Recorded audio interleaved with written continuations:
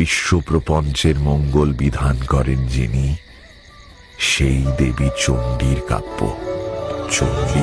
জয় দেবী সমস্ত শরীরধরি, জয় নাগ বিদর্শিনী দুঃখ হরে, জয় ব্যাধি বিনাশিনী মোক্ষ করে, জয় বাঞ্ছিত দায়িনী সিদ্ধি বরে।